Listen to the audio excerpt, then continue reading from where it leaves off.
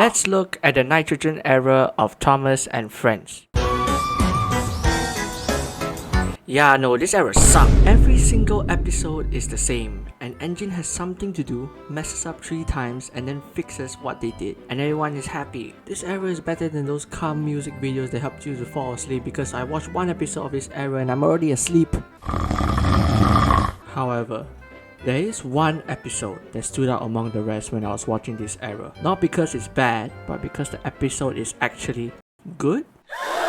Now, don't get me wrong, the episode still has problems, like using the 3 strikes formula, and I'll get to that in a bit. But even though it has some problems, I think this episode stands out of the rest of the episodes in this doo-doo poo-poo era. And the episode I'm talking about is...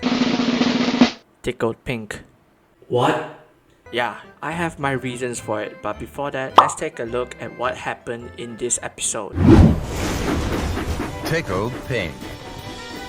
Alright, here's the premise of the episode. The Fat Controller sends James to the steamworks to get a brand new coat of paint because, it's James and, he's very conscious about that. After his old red paint is sanded off, the workmen applied a pink undercoat. However, before they could finish with the final red layer of paint, the Fat Controller arrives with an urgent job. Since Emily has broken down, James needs to fill in for her spot to pick up his daughter and her friends for her birthday. I do not know why there are no other engines available, but sure, we'll go with that. Now, James, who, is famously known for his red paint and is very self-conscious about that, is mortified to be seen in pink. He believes that other engines will tease him, so he spends the journey trying to hide. First, he hid from Toby under a tree, but Gordon thunders past and then blows the branches away, revealing James, and Toby starts laughing at James.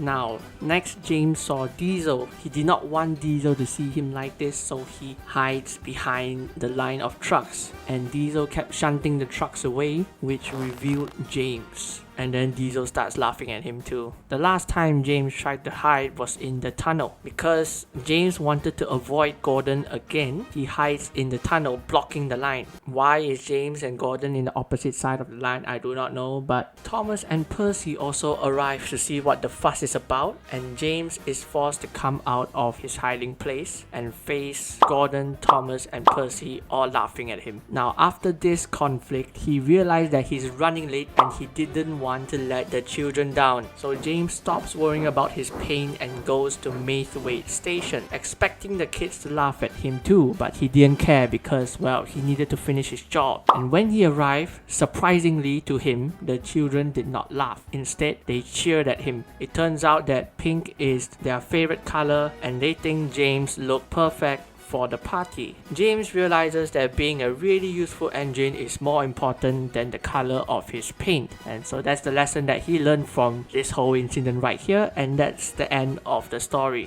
There are 3 theories on why I think this episode stands out of the rest. The first theory is called the same theory. Huh?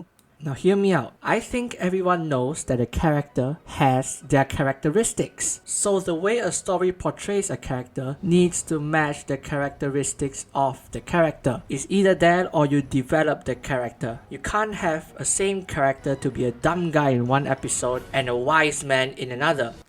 Like a certain engine that we will not speak about. It doesn't make sense. Yet in the nitrogen era, no, not this nitrogen era does it. James, however, is kinda in character here. He's really conscious about how he looks, which was also the same in the classic era. Maybe not this extreme, but still the characteristic is still there. This worked really well for this episode as it made it more believable that James, out of all the engines, is like this. It may not work with Henry, maybe it could work with Gordon, but still it worked the best with James because that is his character. This is pretty straightforward, but yet the nitrogen era does not do it that much because if they do it more, maybe the episodes will be better, but it's not. So yeah, that's the first reason. Let's move on to the second reason. Now, for the second theory, I call it the silly theory.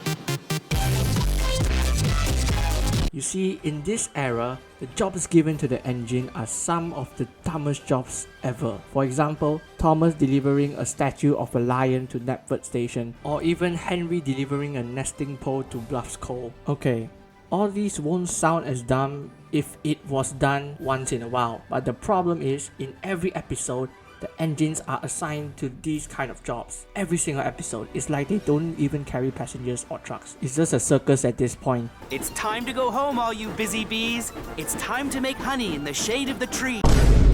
In Tickled Pink, although it's still a little bit unbelievable, kind of makes sense. Like, at least James is assigned to pull the passenger train, something that engines are actually built to do, not carrying beehives. That adds a sense of realism to the story because it's one of the few times when an engine does a job that a normal engine does. Now let's move on to the last reason of why I believe Tickled Pink is the best episode of this era. Now, this last theory I believe is the biggest reason why this episode is the best of the Nitrogen era. I call it the values theory. You see, Tickled Pink teaches us a unique moral or value that not a lot of shows or episodes teach. You see, James in the episode usually acts very confident of himself about his red paint and blah blah blah. Wow, James, you look splendid. I know. I'm ready for my coaches. We're Thomas's coaches now, James. But in this episode, it explores a different side of James, expanding his character in the sense of him being a little bit more insecure and a little bit more unconfident that we don't usually see of him. This has a hidden moral that I think all of us can learn from this episode, and the moral is insecurity. I think a lot of us have something about ourselves that we are insecure about, just like James. James was really insecure about his paintwork and how he looked, but in this episode, he got over all his insecurities and faced it so that he could finish his work on time, even though he got made fun of along the way. This doesn't just teach us that we shouldn't be insecure, it also tells us that yes, there are people in the world that might make fun of us. Not saying there will be people for certain, but there are people like this in the world and we just have to face it. Okay, maybe I'm going a little bit too deep into a kids episode, but yeah, I might be giving this episode too much credit. Now yes, there are flaws in this episode. Like, why is James hiding behind these two trucks? Does he think that Diesel can't see him? And does Diesel not have peripheral vision? Like what? Ready or not, here I come! But I think that there are more things this episode got right than wrong. And in a trash era like this, it just makes this episode stand out even more. But even with the flaws that this era had, at least it's not this. So yeah, that's why in my opinion Tickled Pink is the best episode of this era. But how about you? Let me know in the comment section down below what is your favorite episode of the era, because I know that some of you guys are actually big fans of this era. And please like and subscribe and click this video if you want to find out why Gordon is the best character of the hit era. And I'll see you guys there, but for now, bye.